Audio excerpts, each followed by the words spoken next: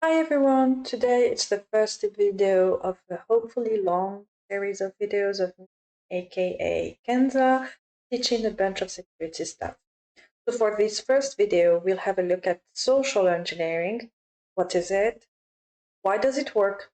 And some social engineering techniques that are used. So what is social engineering? It's the art of manipulating people to divulge information or perform certain actions.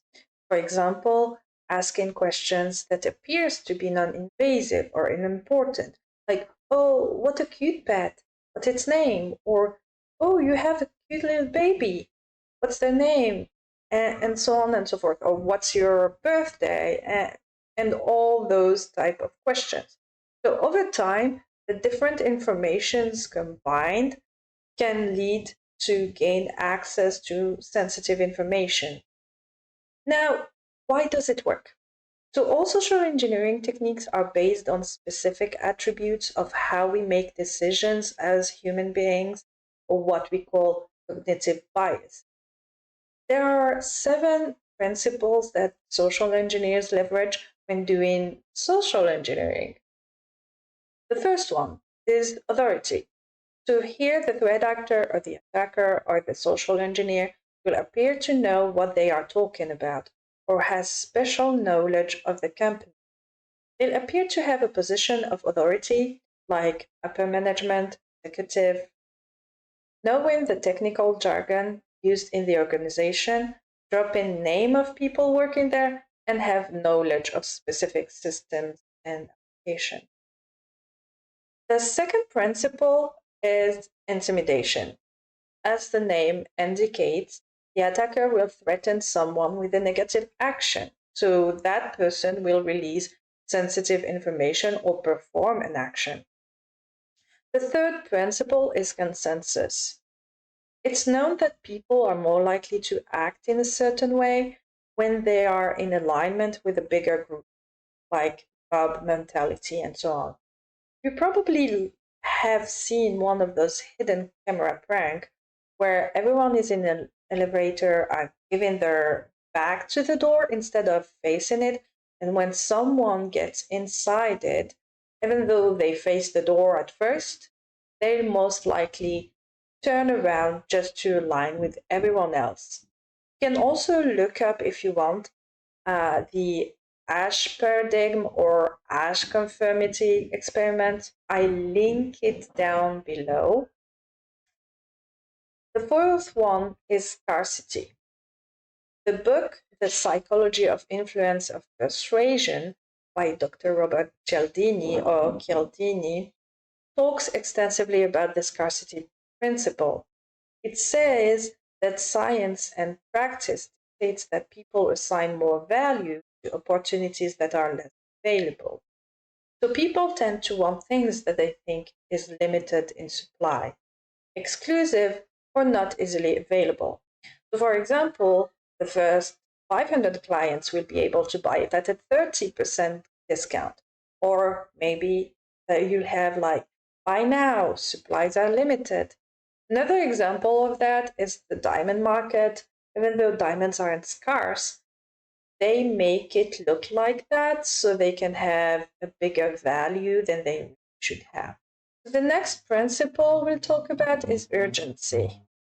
This one is like scarcity, but it takes advantage of a time limit, like time-based offers, issues that need to be resolved quickly, and so on. For example, someone masquerading as the CEO sending an email to the finance department asking them to pay an invoice now because it's urgent. In this example, two principles are used, the authority and the urgency one. Then we also have the familiarity principle. So people are easily persuaded by other people that they like or are familiar with, like a brand. You are more likely to trust that brand or to do what the person asks. Like, for example, an attacker masquerading as a technician from a company you're used to work with. And last but not least, the trust principle. So some social engineers attempt to build a trust relationship between them and the victim. Even though trust does take the longest time to establish, people are more likely to act if they trust the person or the situation. Now that we've seen all like the principles that make social engineering work, we'll have a look at some techniques and attacks of social engineering. The first one we'll see is phishing. A phishing attack is one where the attacker tried to obtain sensitive information like username, passwords, credit card information, social security numbers, and so on and so forth, by tricking the user into entering their information into a fake website. It's mostly done through email, but it can also be done through SMS, and it's called smishing, or through voice, and we call it phishing. In a phishing attack, the attacker will pose as a legitimate company, a repair person, someone of trust to get the information. We also have spear phishing. It's like phishing, but instead of targeting everyone, the target is a well researched person, and the email or message appears to come from a trusted sender. Then there's whaling. So, whaling, like phishing, is like phishing, but it targets a whale, or what we also call a big fish within an organization. So, like C-level executives, finance people, and so on. So, someone with authority. The last social engineering attack we'll see today is farming. Farming, it's an attack where the attacker redirect internet users trying to reach a specific website to a different one. A fake website to capture personally identifiable information like name, um, birthday, and so on, credentials, etc. So farming is a bit like phishing, but it doesn't require for the victim to click on a link in a deceptive message or email. In farming, there's no type of luring, and it's done by using malware and a spoofing that we'll see sometime in the future. So that's it for today. Thank you for watching till the end.